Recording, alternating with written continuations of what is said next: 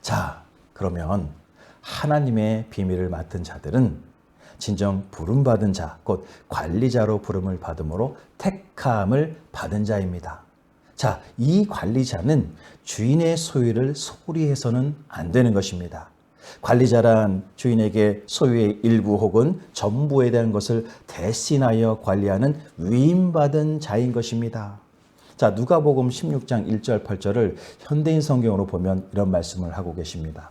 예수님이 제자들에게 이렇게 말씀하셨다. 어떤 부자에게 재산 관리인 하나가 있었다. 주인은 그가 자기 재산을 낭비한다는 소문을 듣고 그를 불러 물었다. 내가 너에게 대해서 들은 소문이 도대체 어떻게 된 것이냐? 더 이상 내가 너에게 재산을 맡길 수 없으니 지금까지 내가 맡아 하던 일을 다 정리하라. 그러자 그는 속으로 이렇게 중얼거렸다. 내가 일자리를 빼앗기게 생겼으니 어떻게 하면 좋을까? 땅을 파자니 힘이 없고 빌어먹자니 부끄럽고 옳지, 알았다. 내가 이렇게 하면 쫓겨나더라도 사람들이 나를 자기들의 집으로 반갑게 맞아주겠지. 그리고서 그는 주인에게 빚진 사람을 하나하나 불러다 놓고 먼저 온 사람에게 당신은 우리 주인에게 진 빚이 얼마여? 라고 물었다. 그가 감람기름 100마리입니다 하자 그 재산관리인은 그에게 어서 앉아 이 증서에 50이라 쓰시오 하였다.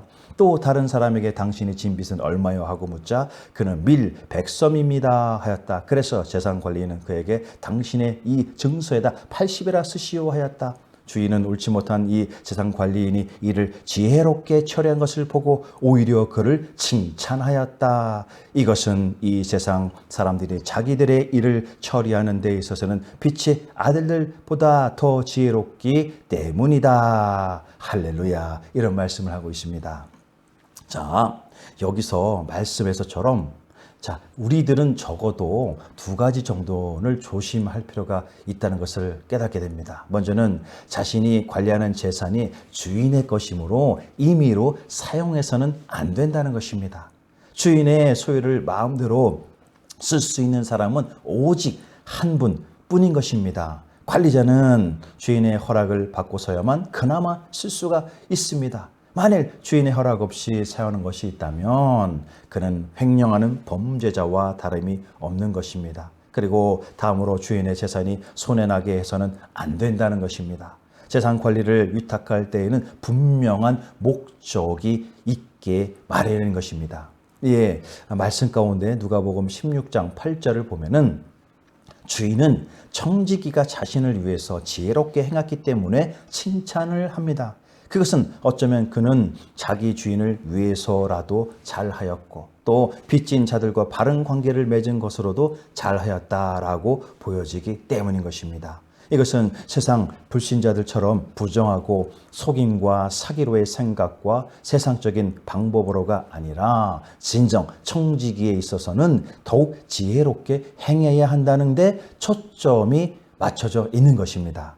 그것은 바로 주님과의 바른 관계를 위해서 구제의 손길의 중요성을 의미하는 것입니다. 할렐루야. 그래서 이 땅에서의 하나님의 관리자는 주님이 원하시는 뜻과 목적에 맞게 주어진 일 가운데 사명을 다해서 선한 열매 맺기를 힘써야 합니다. 그러므로 성도들의 직분에 대해서 우리들은 부름받은 관리자로서의 맡겨진 책임과 의무가 있음을 확실히 알고 그에 최선을 다해야 하는 것입니다.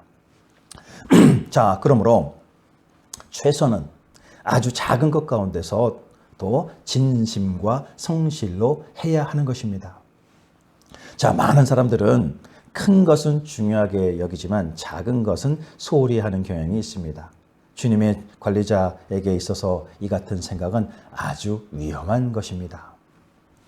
자, 이어서 누가복음 16장 9절 또 12절을 다시 현대 성경으로 보면 내가 너에게 말한다. 너희는 자신을 위해 세상 재물로 친구를 사귀라. 그러면 그것이 없어질 때 그들이 너희를 영원한 집으로 맞아들일 것이다. 작은 일에 성실한 사람은 큰 일에도 성실하고 작은 일이 정직하지 못한 사람은 큰 일에도 정직하지 못하다.